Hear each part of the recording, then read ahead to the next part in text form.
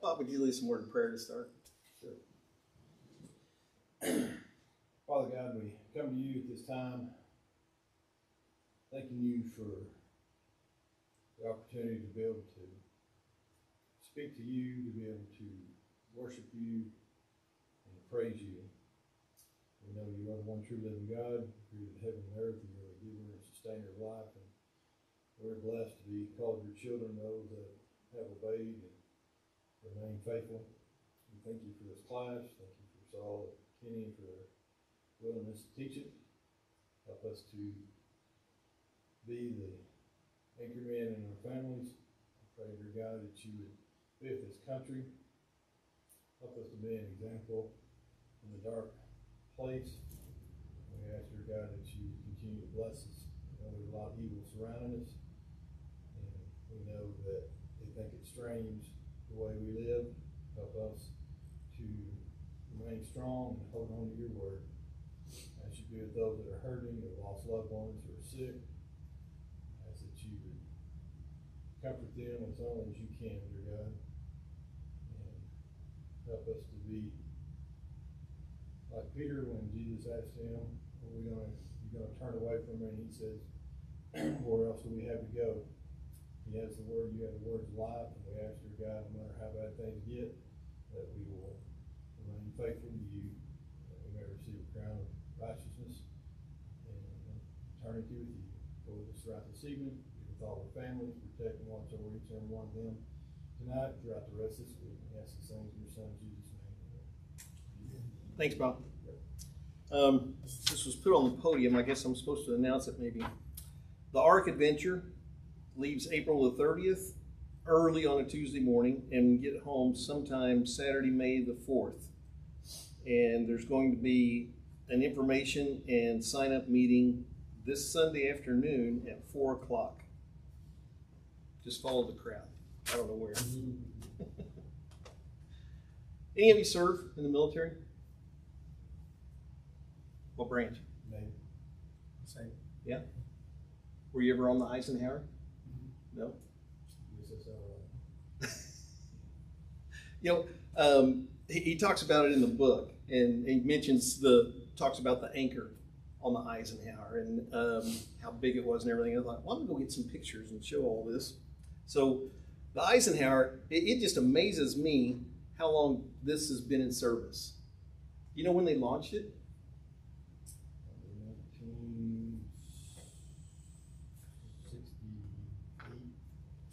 70 was when they approved it. It took them 5 years to build it. Launched it in 75. Started it in 70. And we're still using it. It's 1,092 feet long, 252 feet wide. The water displacement, it said, was 114,000 tons. A crew of 5,000. There's the anchor. Just to give you a perspective of how big this anchor is, these three guys are painting the anchor.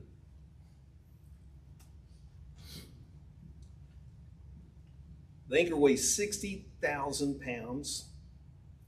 The chain is 1,082 feet long, almost as long as the ship itself, the aircraft carrier.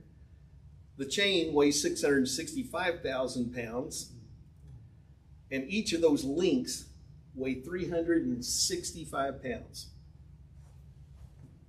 That's a lot of chain. And after class last week, Patrick came up and he was talking about, the chain, there's so much weight to the chain, the drag of the chain will hold the ship in place more so than as much as the anchor.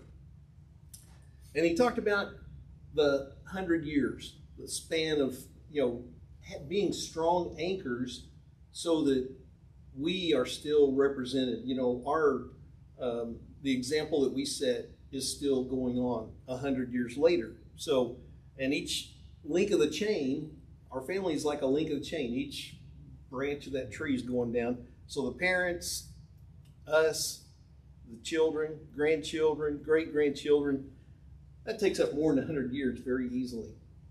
My wife's grandfather was born in 1897. And in the mid-90s, he said he hoped he lived till the year 2000 just so he could say he lived in 3 centuries. But he passed away at 101. Didn't quite make it. So, but just in, her grandfather, her father, and her, that was 130 years right there. So, easily lasted that long. Deuteronomy chapter 6. Well, can you probably have a long impact? You just hope it's a good one. Oh yeah, I can tell you stories about him, the things that he did that just, better get into class. So they weren't all good, is what you're saying? Oh no, he was a great guy, great man. He did a lot, and okay, story real quick. He lived at a time where there was even more racial tension, I think, than what we have now. And he lived through that era where the blacks couldn't even drink out of the white water fountain. So they lived through that. And one winter night, miserable cold night, this family shows up at his door, and they're in this little 1-room cabin, a bedroom with the fire stove, and it's just that one little room is all they had. And this family showed up, and they wanted to know if he had a place they could take shelter from this storm. It was snowing, and he said, okay. He said, I'll tell you what we'll do. And he took a bunch of blankets out, and where they had the corn, I think it was the corn or the cotton hulls or something, stored in the barn, and put the blankets down and got them bedded down in there, and kind of covered them up. This will insulate you and help keep you warm. And they woke up the next morning, and the mother of that family she was in the house fixing breakfast for them. Mm-hmm. They said, if you ever need anything, you just come to Fort Worth and ask for me. Everybody knows me. And so one year, the cotton's ready to be picked, and he couldn't get anybody to pick it. He said, I think I'm going to drive to Fort Worth and see if I can find this guy and see if we can get a crew. And so he went to Fort Worth, and sure enough, the guy said, Mr. Berry. He said, yeah. And everybody said, you're Albert Berry? He said, you saved his life. And everybody was so happy to see him. They loaded up 2 crews of people in pickup trucks and drove out to his farm and picked his cotton for him. So he's able to get his cotton in because of a good deed. Where was this farm? Abilene. All right, Deuteronomy 6, 1 through 3. Actually, we're going to go 1 through 9, but here's the verse 3. Now these are the commands, statutes, and ordinances that the Lord your God instructed me to teach you, so that you may carry them out in the land where you are headed, and that you may so revere the Lord your God, that you will keep all his statutes and commandments that I am giving you, your children, your grandchildren, all your lives, to prolong your days. Pay attention, Israel, and be careful to do this, so that it may go well with you, and that you may increase greatly in number. As the Lord, God of your ancestors, said to you, you will have a land flowing with milk and honey. Verses 4 through 9. We're all familiar with this. We can probably sing it. Hear, O Israel, the Lord our God, the Lord is one. You shall love the Lord your God with all your heart, with all your soul, with all your might. And these words that I command you today shall be on your heart. You shall teach them diligently to your children, and shall talk of them when you sit in your house, when you walk by the way, when you lie down, when you rise. You shall bind them as a sign on your hand, and they shall be as frontlets before your eyes. You shall write them on the doorpost of your house and on your gates. So verses 4 through 9 is called the Shema. And the Jews would say it at least 4 times a day. When they would get up in the morning, first thing they'd do is say Shema. Before they go to bed at night, they would say this Shema as part of their prayers. And we'll look at the phylacteries and things that they would wear that had scrolls. This was one of 4 texts that were written on miniature scrolls that they would wear in a little leather box on their forehead and under their left bicep, and then they had a strap wrapped down around their arm. But they had these scrolls as a reminder. And they knew these. They'd said them so much to their children. And after the war, there were so many orphans that were just put into orphanages, and they didn't know where they were from. They didn't know the ethnicity of them or anything. And so some Jews were trying to round up all the Jewish orphans because the parents had been killed. And so they're trying to round them up. And so he went to the orphanage and he said, I'm going to take all the Jewish children off your hand. They said, we don't know which one are Jews. And they were just going to bed. He said, I do. He said, I'll show you. So he went into the room where all these little bunks are lined up. And he said, Hear, O Israel, the Lord thy God. And they all got out of bed and got down on their knees and said their prayers. He said, I'm taking these with me. And so that's how he figured out which of the kids were Jews and which weren't. So bind them as a sign on your hand and as frontlets before your eyes. So they had little boxes that are special made. They're made out of leather, and it has to be from a kosher animal. And inside the box that was on their head, there's actually 4 little compartments. It's divided up, so there's 4 little individual scrolls that has text on them inside the box that they had before their head all the time. And the one that was on their arm, it just had 1 scroll with all of it. The scrolls were made out of kosher animal skins also, handwritten, so it's all handmade. It's funny, and just because I Googled this, it shows up on Amazon. You can order a set from somewhere between $300 to $1,000 for a set of those. It's crazy. You get one and wear it next time. It was considered part of a mitzvah, the 613 divine commands that they are supposed to follow. And this is what they considered a command, that you have to wear these. You put it on in the morning before you say your morning prayer. The box contained these scriptures, and Deuteronomy 6, 4 through 9 that we just looked at was one of them. Exodus 13, 1 to 10, of course, about being in bondage. And then 13, 11 to 16 about the blessings they've received. And let's see, Deuteronomy 11, 13 to 21. It had to do with the blessings that they would receive.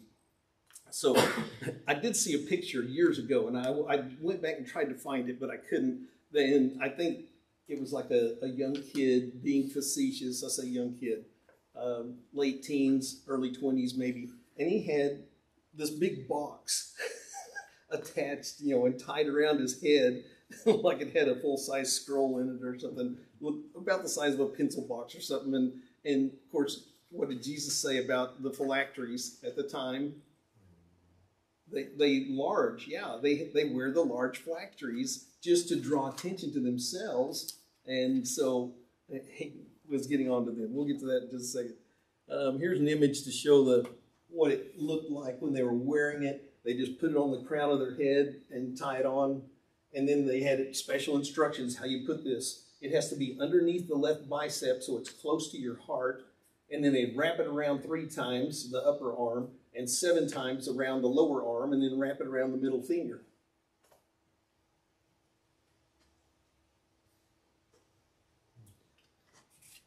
So Jesus, talking about the phylacteries, the experts of the law and the Pharisees sit on Moses' seat. Therefore, pay attention to what they tell you and do it, but do not do what they do, for they do not practice what they teach.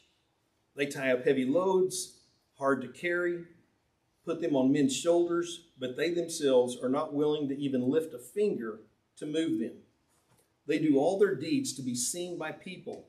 They make their phylacteries wide and their tassels long, just so they can be seen. Look at this. Can I say something? Yeah. This brings me to I don't want to judge the fellow, but it was so blatant. When being working on a railroad, I used to travel up to Wichita, and because I don't travel that anymore, I stopped eating, but I would attend service up there. I'd either have a hotel van take me, or I would have one of my buddies had a car up there for away from home stuff, and we'd go out and do things together. Yeah. Anyway, guy got to pray, and and he said, "This is probably the best prayer." This is for Lord's Supper. This is probably the best prayer you'll ever hear me pray.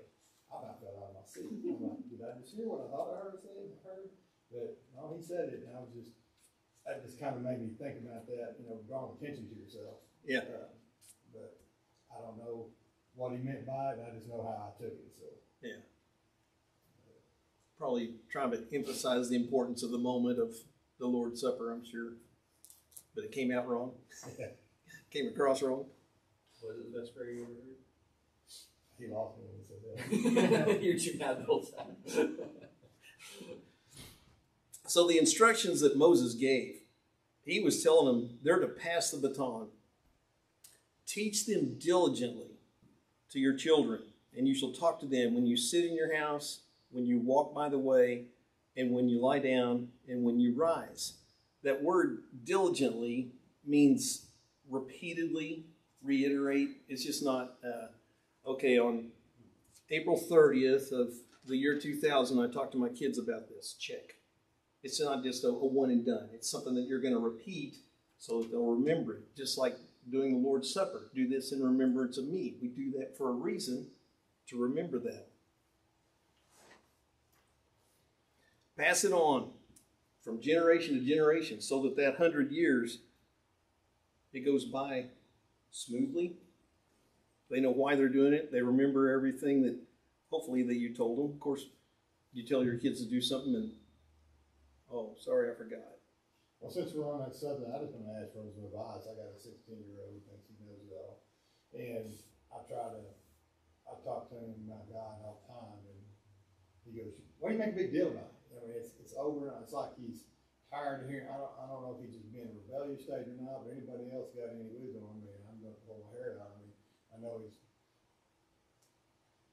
know he's been taught from a little bitty, and all that, but it's just it drives me nuts. And it's, you're always, because I bring up something about God, I use it as an example, and you're always using God as an example. Son, this applies, in life, just in life lessons.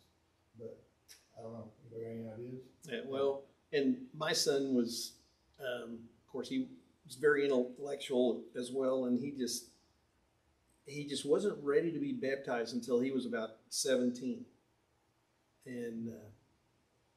And actually another friend talked to him about it. It's like he didn't want to listen to mom and dad, but so maybe if you have a close friend that could step in and talk to him, maybe. Just a thought. Anybody else? What if you asked him what he would say? I'm sorry? What if you asked him what he would say? Oh. I still think, because why is God a bad example? Oh yeah, I don't know. I think he's gets tired of me bringing it up, and it's a constant reminder, I guess. I don't know. That's all I'm asking. Not cool, I guess. I fall short way too much, so know that before I speak. One thing that I've thought about a lot in my journey is that that my wife's religion is not going to take me to heaven, and my parents' religion is not going to take me to heaven. It's going to be my religion, my with my father. And so you just really tell me this, that I'm going to try to be the best person I can, but I want you to be in heaven with me.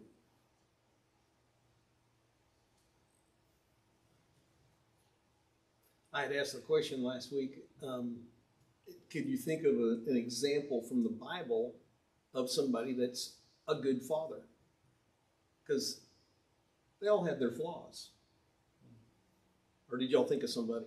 Am I missing someone? I think they all have their flaws, but we have to learn from that, and we just have to try, we're trying to do the best we can. Well, I need this class more anyway, because Lord knows that most of y'all know my situation, my brother being murdered, and the anger and the so we're going to be honest here. The hate I've had towards the guy, here it is, been 15 years, he's still not executed. lot of that carried over into my everyday life. Yeah. And, although I meant the best for Clayton, I probably, I know I've been hard on him, and just because, I know the importance of God, I used to run around and say the best of them, still do sometimes, not bragging, and be saying there's things that walking here that wouldn't faze me a bit, I wouldn't be tempted a bit, but there's other things that I gotta fight, anger, fits of rage, stuff like that. So I just wonder maybe if some of that is carried over, and people have a hard time letting go and seeing things, even though you try to move on. And I know I'm getting way off subject here, but as far as being a father, I'm definitely a screw up, when it comes to certain things. So. We all fall short. Barry, I've not heard from you. You're awful quiet over there. You're supposed to have him with me. Pass on to me. There's his children right there. I don't know what to say, Bob. I think you do your best to raise them right, but you were trying to raise an independent, strong man, and you're going to have opinions that sometimes diverge from your own. So it's not like he's going out and doing bad things, though. He's just, when it comes to sitting down, talking about certain things, he just don't want to talk about it. Some of that stuff won't change. Yeah. Some of that stuff won't change as far as not when we talk about certain things. You can ask this guy, there's certain things there are certain things that still happen, but when you talk about who's a father that we see in Scripture, and of course, our Heavenly Father, and what is the example that we see of how God acts with us, even when we're not acting the same way that we would want us to see act. And what I'm constantly reminded of is God's faithfulness, that how He treats us never changes, even when how we act towards Him Pushing away even. And so, if Dad's not going to talk about those things, I mean, that's the example that we saw in Him, was that it wasn't about how we were acting towards Him, or how we were acting in the standards that He held us to, in the way that the life that He wanted us to live, even if we weren't following in that line. The man that He was, and the example that we saw Him never wavered. And so the words are great. Words are, and talking about those things are awesome. You can talk about those things with your son, but being an example of a godly man to the best of your ability and reflecting that light, that's going to speak more volumes than that. You think he's pushing away, or just it's hard to talk about? Because even if people push away, like a lot of times if you've been around it so much, you need to kind of get your space to, when you're growing up in that age, right? Like, and make that choice where it's not made for you. Sometimes those choices are made for you. I think you don't feel like he's just independent. Yeah. Wants to make his own. No, they don't like being told. I think a lot of times, where we got that from, right? a lot of times I think it takes a significant emotional event before they start to do that self-examination of, I got to fix this. I need to get this right. So. I'm sorry I got you off track. Oh, that's all right. It's not that far off track. I mean, we have to pass the baton to our generation. I mean, when I was, in terms of spiritual identity, I don't know what you want to call it, but I was baptized when I was 14 or so, but it wasn't until I left home for college and didn't have any friends and was kind of on my own that really kind of the seriousness, I guess, kind of hit. And I'm the same way. I was baptized early. Yeah. I didn't, looking back on it, I didn't do it right, so I'm baptized for the right reason. I kind of did it because my cousins and them did it, and they didn't want to be left out, but in it, I found myself where I'd be real strong, and then I'd kind of down do my own thing and come back, but I always look back to what mom and dad, taught me. And, the greatest gift that a parent gives their children is the knowledge of God. And I mean, that's what I keep going back to too. When I was kind of on my own and, you know, thinking through, oh, I'm actually, you know, doing this life thing by myself. Like, what does it mean? It's important to you, right? Going back to the example is the main thing. And yeah, I mean, I have my few notes thinking about this, they're up and downs, right? Like you said, comes to, you know, times of being spiritually like, you know, up here and spiritually down here and whatever, but especially when, you know, I was kind of in a low spot, which right after I moved away from everybody was for sure like one of those, like, really just thinking through the example that was, you know, taught me through the years that helped me out more than anything as well. So. And it was when I went to college that I kind of had that realization that it's my faith and not my parents' faith. Yep. Because, you know, that first Sunday morning, you get up and go to church. It's like, oh, I'm doing this because I want to, not because mom and dad are making me. Hey, get up, it's time to go to church. It wasn't that anymore. I knew it was, you know. It was honestly a similar feeling to the first time I took communion after I was baptized. Yeah. Where it's like you almost took a different, like, just a big milestone, and then it's like, okay, well, you know, stuff that I've been taught, you know, to go to church every Sunday and Lord's Supper every Sunday, like, that was still important, and that realization kind of blew my mind a little bit. Like, You made me think of a guy I knew in college and got baptized. And that first Sunday after he's baptized, I mean, he's real gung-ho, and he's down front, sitting on the very front row. And they started to take communion, and they handed him the tray, and there's one cracker in the tray. You know, you usually pinch off a piece of that big cracker, and he took the whole thing and ate it and handed the tray back to the guy. A lot of Jesus. That's what I say. And the usher just, I don't want a little piece. I want a little he just piece. looked at the tray like, what do I do now? But then when the guy, you know, turned from the other side, he just stepped over and broke his cracker in half. Oh, the things we do. Passing the baton.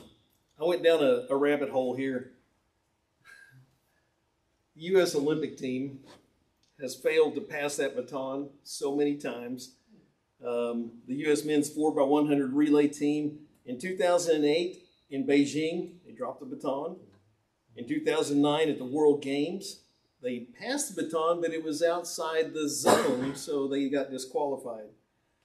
2011, they went out of their lane and bumped into a British runner, got disqualified. 2015, they passed outside the zone again. Of the last 11 games, 7 of them, they were disqualified from not being able to pass a baton, knocking runners down, who knows. And, you know, they go into the games, they've got guys like Carl Lewis on their team. And, I mean, some world-class sprinters, and so they're heavily favored to win, but they failed to pass the baton. So Steve Farrar talks in the book about the father crisis. And the Chinese word or symbol for crisis is that. It's actually 2 words. One means danger and the other means opportunity. That gives you your crisis. The National Ad Council is a nonprofit organization, and they put together PSAs for several people. And a lot of times on TV, you'll hear them at the end of the commercial. This was brought to you by the Ad Council. So anyway, I was trying to remember what year it was. I don't remember. But they took out a full-page ad in USA Today.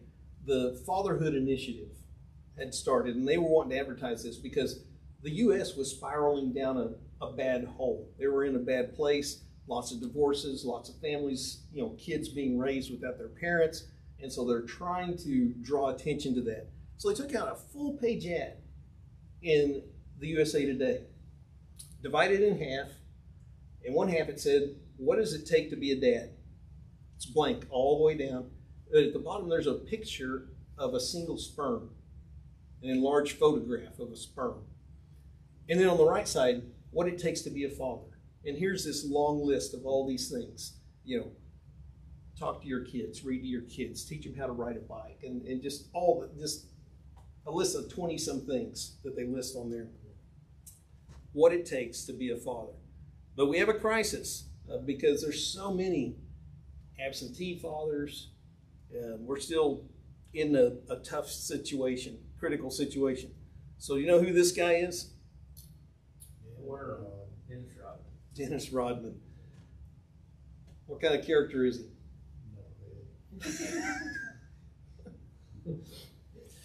But actually, he was popular. He was a role model for a lot of these kids. He was raised by an Amish family down there.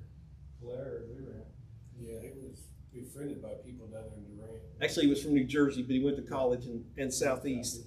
It was funny, in an interview, a reporter asked him about his father because his father had written a book about him and was making money off of Dennis Rodman. And so I asked him about his dad. He said, my dad left when I was 5 years old. He hadn't even said hello to me since. He said, now he lives in the Philippines and he's got 47 kids and I don't care. Hadn't talked to him. So actually, and at the time when they wrote this, he had 27 kids. He just grabbed a number at random when he said 47. But he actually had 27 kids and 2 wives living in the Philippines. He actually, by the time he died, had sired 29 children, but didn't father any of them that I know of. It's funny how when you're preparing for a lesson and these certain news articles will pop up and get my attention. There's a lady in Baltimore who decided to take the 23andMe and find out her relatives, maybe that way. And so she gets the results back and said, you have 65 siblings. Her mom had got a donation from the sperm bank, and so she had 65 siblings. That's funny. Another character, another bad example that he had in the book, Howard Stern. And his dad treated him and talked to him the same way he talks to the people who call in on his radio show. Just very foul-mouthed and belittling. So, always putting him down. They're absentee fathers. They're not anchors. They didn't give them a good example, instruction, correction as they go along the way. And that's how they ended up. But yet they both end up being popular, wealthy, role models. The fatherhood crisis. How are we doing? Okay. 85% of the kids at school who have behavioral problems come from a fatherless home. 90% of the homeless and runaways, no fathers. 71% of the high school dropouts, fatherless home. 63% of youth suicides, fatherless. 70% of the juveniles in institutions, fatherless. 85% of the youths in prison. 80% of the rapists. And in the book, he made a prediction because it was, I started to say the economy, not the economy. What's the word I'm looking for? Society is just in a tailspin. Everything's going downhill. And his prediction was that by the year 2000, half the kids are going to be raised without fathers. 1 in every 2 would be raised without fathers. The 2020 census, though, said that 1 in 3 are being raised without their fathers. He had predicted half by the year 2000, but it never got that bad, but it's bad enough. Fatherhood. What's the first verse you think of? Fathers. Provoke not your children to wrath, bring them up and nurture the enemies of the Lord. There you go. That's it. Ephesians 6:4 and Colossians 3:21. Let's look at that verse just a little bit more, though. Do not provoke your children to anger, but bring them up in the discipline and instruction of the Lord. That's an imperative. It's a command in the Greek. Do not provoke. But guess what? This phrase, bring them up, that Greek word is also an imperative. Bring them up in the discipline and instruction of the Lord. The idea of bringing them up is that you're providing for their physical and psychological needs, helping them to mature into strong young men. The discipline and instruction. The interlinear says instruction and teaching. Instruction meaning that the intent of forming proper habits of behavior, and teaching as to the correct behavior and belief. Be strong anchors. Moses, in his instructions to Israel, I already read this in Deuteronomy 1 and 2, about passing them on. Take these with you to the land you're going to. Let it be your guide. And of course, he talked about it being a frontal or on your heart and having that before you. Verse 7, teach them diligently to your children. Cultural changes. I hope I'm not getting too much into next week. I don't think I am. The divorce. When Barry and I were growing up, people didn't talk about divorce. You rarely. Did you know anybody that got a divorce? No. I remember one lady in the church one time. That was about it. Yeah. Pretty rare. Yeah, people didn't talk about it at all. Very, very uncommon. 200 years ago, it was extremely rare. 50 years ago, right before he wrote this book, they came out with this no-fault divorce. In Oklahoma, they call it now irreconcilable differences. And people can get divorced just because they're tired of each other. But once they legalized the no-fault divorce, you didn't have to blame anyone or accuse anyone of anything. We're just tired of this marriage. And so they would let them get out. And so divorces were quite rampant after that was made legal. Then you got custody. 200 years ago, if somebody did get a divorce, the father always got the kids. Then 50 years ago, women's rights came along and mothers gained custody more often then. And today, custody battles, it's just a fight in the court as to who's going to get them or not get them, as the case may be. Families are just torn apart. The fathers go MIA. And it's just, when I think of divorce, I think of it as selfishness personified. I just want to do things for me. I want to do it my way. I don't want to be in this marriage anymore. God hates divorce. Whoops. Oh, accidentally pushed too many buttons. Of course, in Genesis 2:24, and this verse kind of strikes me funny. He has just created Eve. And then there's this verse about, you shall leave your father and mother and unite to your spouse. And, I mean, in reality, if it was written at the time of Adam and Eve, that wouldn't make sense. Who's a father and a mother? The first man and woman. Leave your father and mother and cleave to your wife. Malachi 2:14, he says, yet you ask why? The Lord is testifying against you on behalf of the wife you married when you were young, to whom you have become unfaithful, even though she is your companion and wife by law. No one has even a small portion of the Spirit in him does this. What did our ancestor do when seeking a child from God? Be attentive then to your own spirit, for one should not be disloyal to the wife he took in his youth. I hate divorce, says the Lord of Israel, and the one who is guilty of violence, says the Lord of heaven's armies. Pay attention to your conscience and do not be unfaithful. So they were asking Jesus questions about divorce. And of course, he repeats what was said in Genesis 2:24. You're going to leave your father and mother, and you're going to cleave or unite with your wife.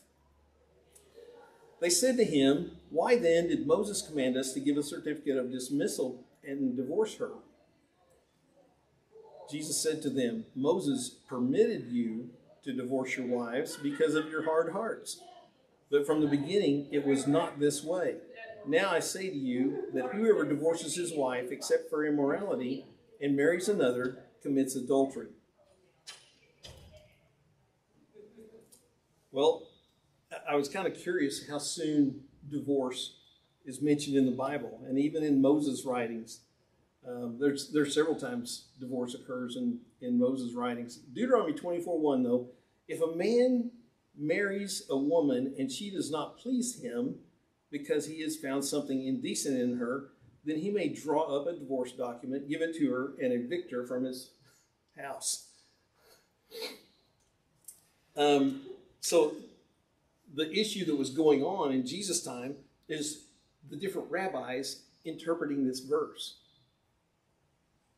So if she has, if he found something indecent in her, and so they question that. Well, is he talking about immorality?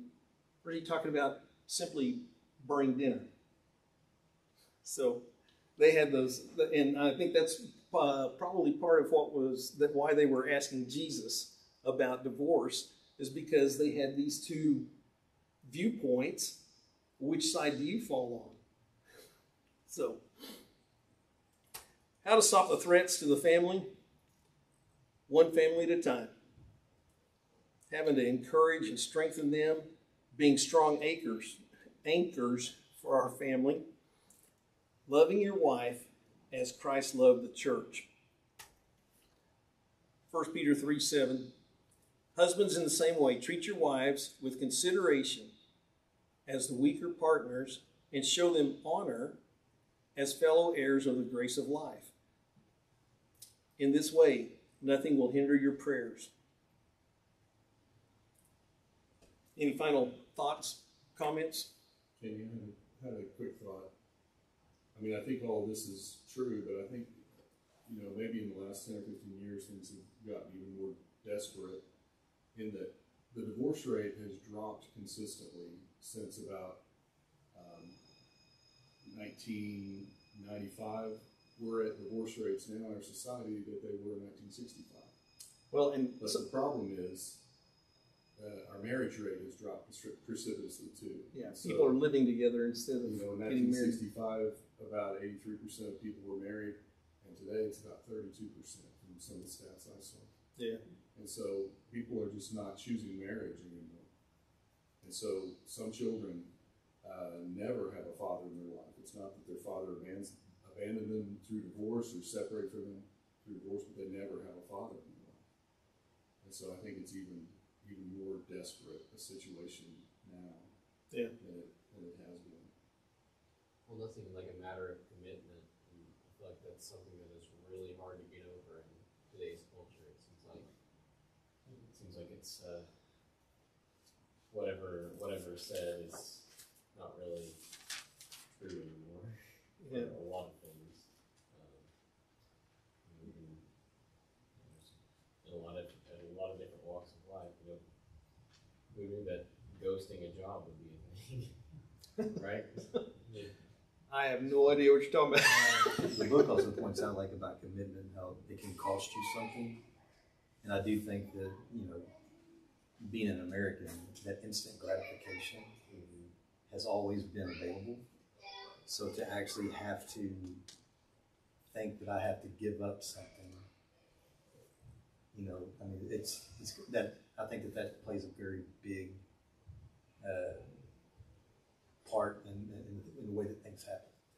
I mean, if your marriage isn't going right, wife isn't who you thought she was, I'm miserable, I can't stand this. I mean, there's no gratification coming my way. It's easy just to step out. And I think that's one thing that the book pointed out as being that anchor man or whatever. It's like barrier.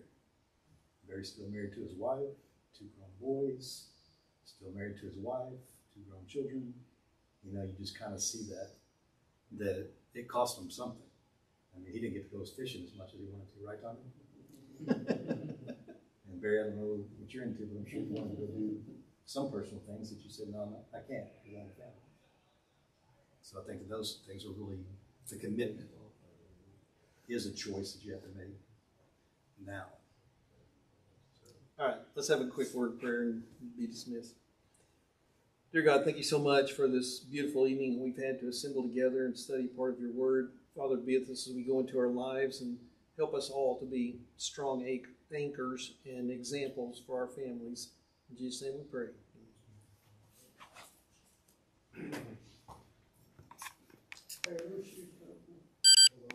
Yeah.